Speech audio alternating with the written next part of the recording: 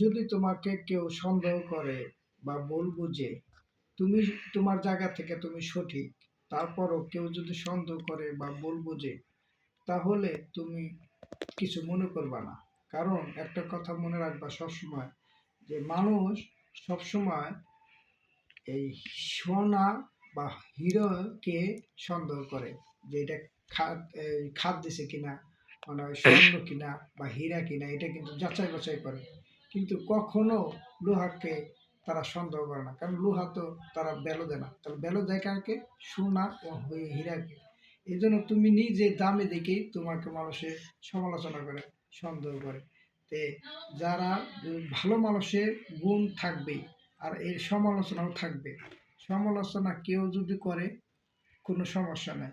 তুমি সৎ থাকো, সঠিক থাকো, দেখবা পৃথিবী কে কি করলো না করলো এটা দেখার বিষয় না। তুমি তোমার জায়গার থেকে লক্ষ্য স্থির রেখে কাজ করে দেবা। আর তুমি কেউ সন্দেহ করলে তুমি কিছু মনে করবে না। তোমার জায়গা থেকে তুমি সঠিক থাকবা অলওয়েজ। তাহলে তুমি গেইন করতে পারবে, সাকসেস করবে। আর সাফল্য অর্জন করতে হলে কোনো কোনো বয়স লাগে না।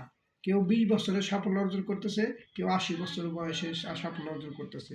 তো সাফল্য এটা কোনো ধরাবাঁধা নয়। তুমি একটা কাজ করলাও, সেটা সাফল্য মানে সেটা সাকসেস হইতেছে না, অথবা আল্লাহ দিতেছে না।